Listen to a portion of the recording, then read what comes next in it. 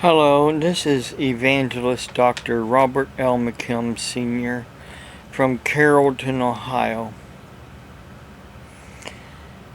First off, let me tell you that from the video I did when I was up there in Canton Monday, the woman from Thailand had made some very disturbing comments on my Facebook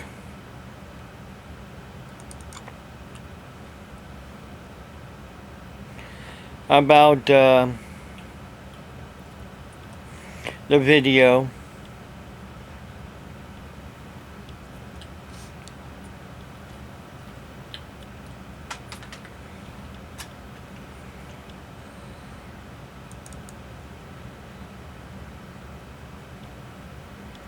And she, of course, posted the video. And she said, "Blame everyone but yourself, McKim. Hopefully the health department will come and evict you from the squalor and filth of the disgusting conditions in your trailer." Well, you see, it doesn't work like that. I talked to the health department here in Carrollton. They cannot evict anybody from their own home. And as far as filth and disgusting conditions that you're talking about, maybe you're talking about the ceiling there that had leaked and been repaired and leaked again, and it's too cold for anybody to go up there and fix it right now. You cannot fix a leaky roof, especially a metal roof, in the winter time. You have to wait until it warms up, like in the spring or the summer.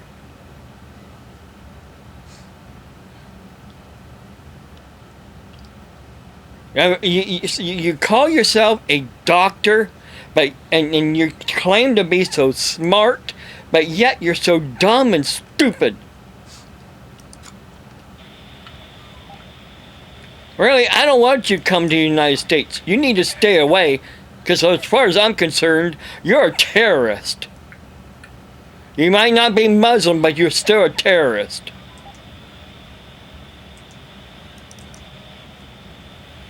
Because you stated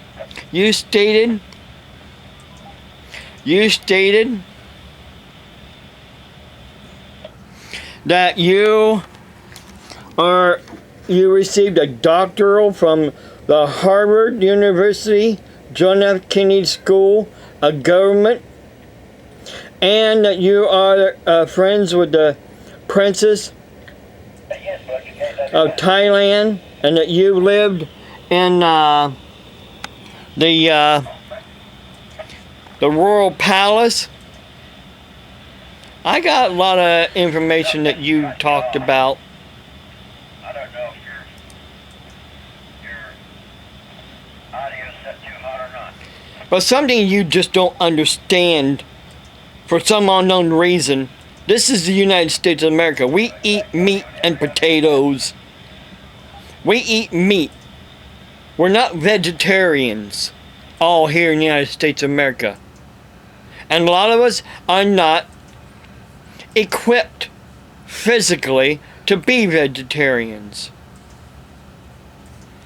Or they eat soup all the time. Well, you're all right there before. I'm kind of familiar with a little bit of the Thai, style cooking. I watch the Food Network. I've been to some restaurants. I know a lot of it's rice and a lot of different spices and a lot of fresh fruits and vegetables.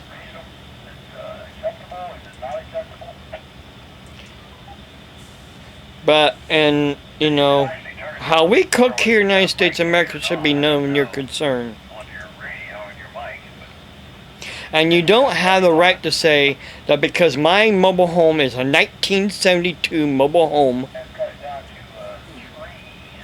that I should be evicted or basically made to give up my home. Okay, you're 100. You have no authority, like you keep telling me that I have no authority. You have no authority whatsoever either. So you want to evict me from my own home? More power to you. Go ahead.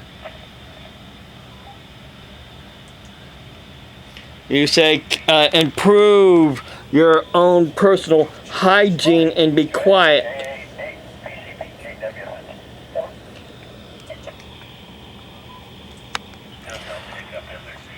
You need to stop right now before you go any farther with your comments.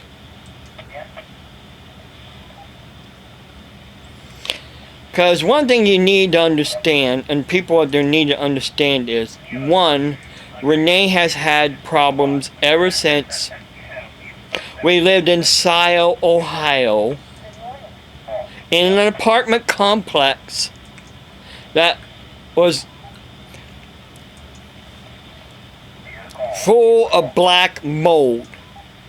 And I kept telling the apartment complex manager, who was also supposed to be the maintenance man, that refused to be the maintenance man.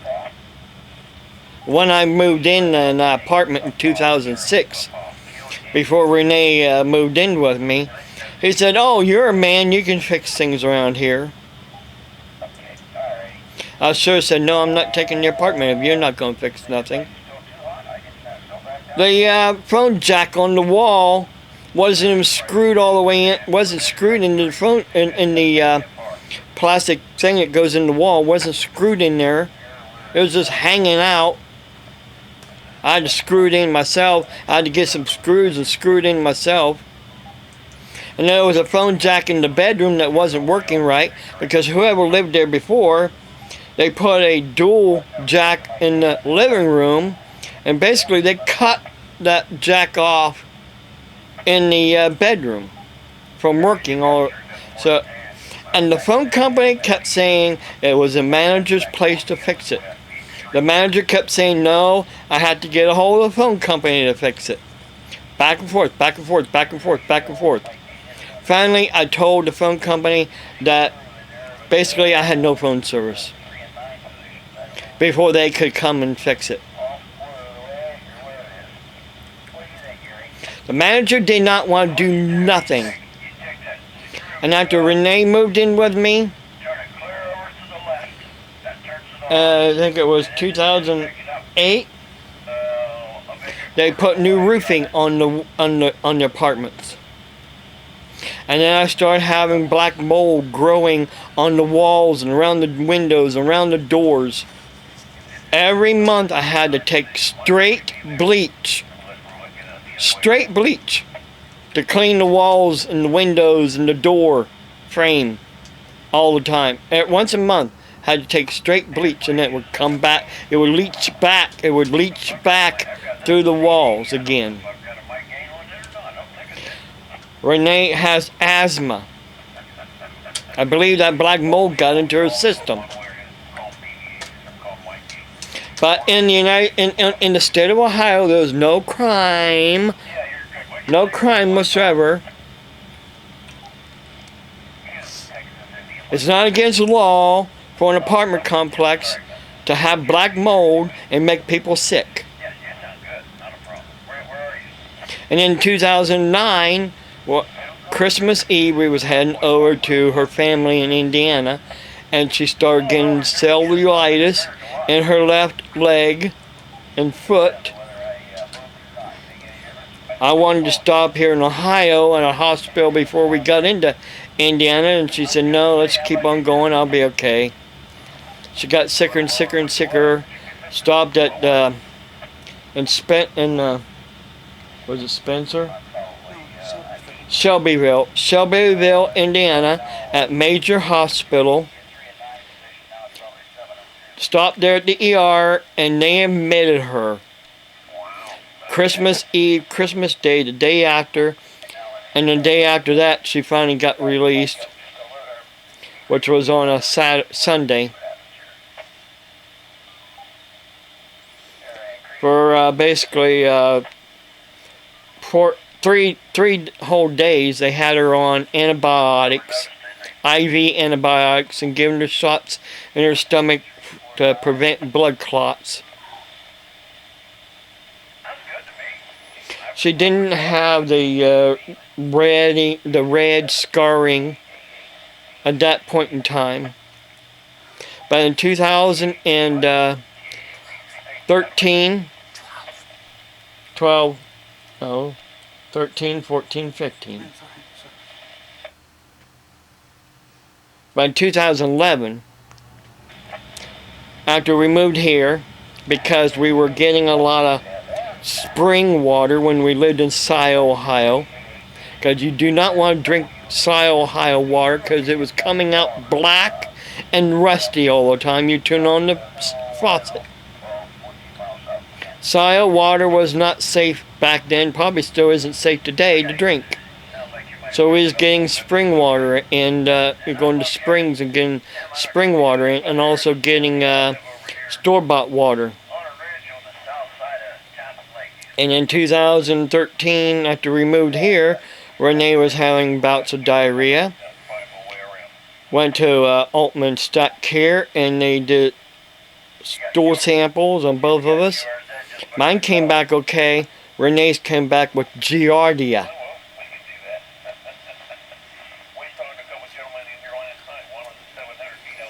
And then in 2000 and like I said, 13, she got another bout of cellulitis with sepsis, and was also put in the nursing home for 2 weeks after they released her from the hospital, and then had home health care here at the home for wound care.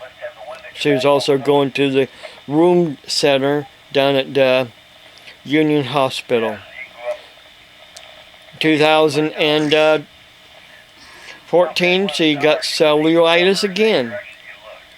Well, almost died from that because her blood pressure kept going up and down, up and down. They put her in ICU at Altman Hospital.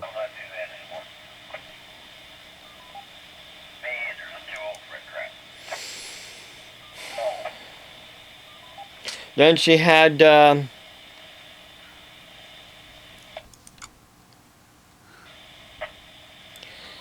in 2015, March of 2015, came down with cellulitis again.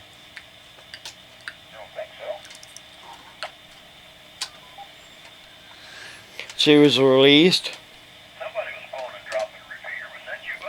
and had room care again. And then she had this rash all over her body, and it was peeling like a sunburn. Well, we found out that it was where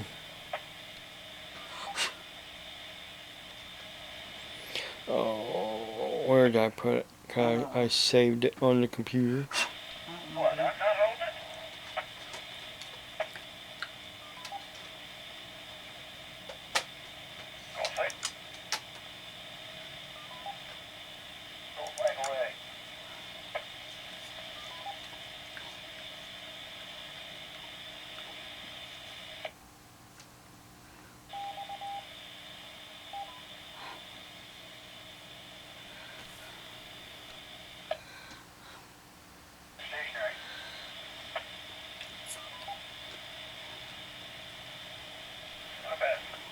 Trying to remember, it was a report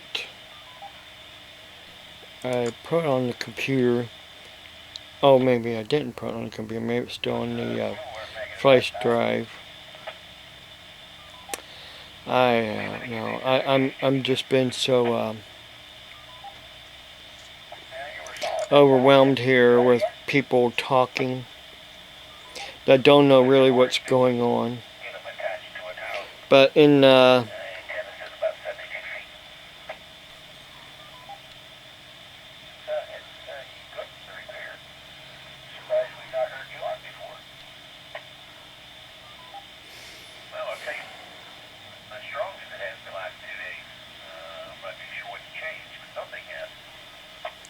trying to remember what that was now that I did save.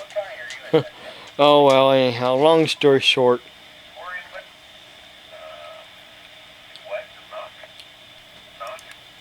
Rene went to the ER because she had this rash, and then what I was going to say was it came back. Oh wait a minute, I know I didn't save it. I just copied off the paper. That's what it is. I just copied the paper off. And I have the paper here. This is what they gave Rene when she was released from the hospital. A lot of different, tests that they did on her. And in the microbiology results, she had Candida and umbilicans right there in the pathology report, which after we looked it up is basically a yeast infection that you can get on your skin. So she had a yeast infection on her skin. But see, the doctor didn't tell her. Evidently, he didn't even look at the paperwork. He didn't look at the report from the hospital. Because she went to the doctor and said, I got this rash. I'm itching all over. On my back, on my shoulders, on my arms, on my legs. He said, oh, it's probably an allergic reaction to the antibiotics. So stop taking the antibiotics and I'll give you a steroid to take. I'm like, okay, what about this paper here that says she's got this? It's like he just blew it off. And so Renee's like, he also took her off her high blood pressure medication because while she was in the hospital laying down in bed, her blood pressure wasn't going high. Took her totally off of it. Well, after she started with this new doctor, she put her back on the blood pressure medication because Renee's blood pressure, when she's laying down, is fine. When she's sitting up, it's a little higher. When she's standing around, moving around, it's even higher. And her pulse goes up as well. So she put her back on the blood pressure medicine. But when it comes to this issue with Renee's infections, she doesn't really want to deal with it. She sent Rene to an infectious disease doctor. But they put her on penicillin. And then guess what? She started getting diarrhea again a lot. And then now she has E. coli. But let me go back to the time she had the skin infection. She had some open wounds too, around her eye and other places from itching. So they did a culture of those wounds, and it came back that she had staph infection. Which everybody has staph on their skin, but basically her immune system cannot fight all these infections. And they give her antibiotics to help her to fight the infections, but the antibiotics is killing all the good bacteria that you need to fight the bad bacteria. Antibiotics kill all bacteria, good and bad. So get that straight. Rene just has a low immune system from taking all the antibiotics, both intravenously, orally, in shots, from 2009 till now. That's how that works. Look it up if you don't believe me.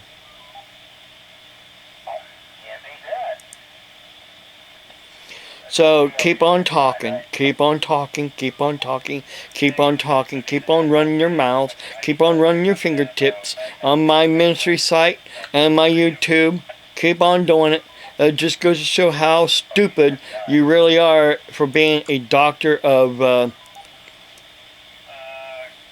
whatever you think you are. You wanna come down all the time on me about my doctorate degrees. How about time someone comes down on you about your doctorate degrees and you're saying things that isn't true and you're making threats? Well, you're saying somebody, but you know, actually you would like to do it.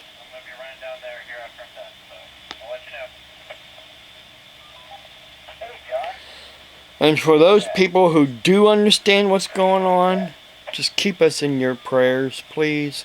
We need all the prayers that we can get. Because Rene has been emotionally strained from all this as well. And hasn't been good for her all the way around.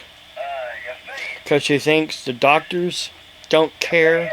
And people don't care. Her family doesn't care. Because they don't understand.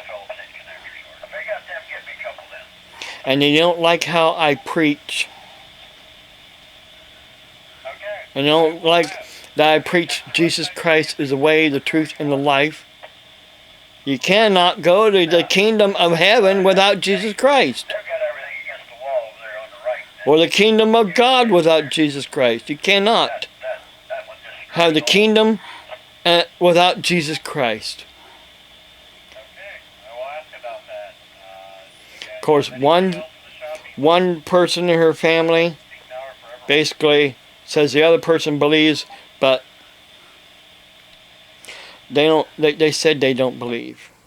Oh well. Oh, you know, they don't believe in the teachings. They believe, but they don't believe in the. How is it that you believe in somebody, but you don't believe in their teachings? That just goes to show you really don't believe. You can't believe somebody exists, but you don't believe in what they taught. Or what they said. You can't. You can't have it both ways. You can't have it your way. It isn't your way, it isn't a Burger King faith. Have it your way faith. It's Jesus' way, God's way, or the highway. And you'll find out sooner or later. You'll find out sooner or later. We all will find out sooner or later.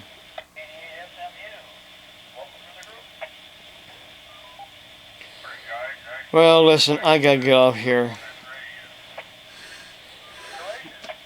Keep us in your prayers and remember Jesus Christ is the way, the truth, and the life. No one goes to the Father but by and only through Him. God bless you. Have a blessed day.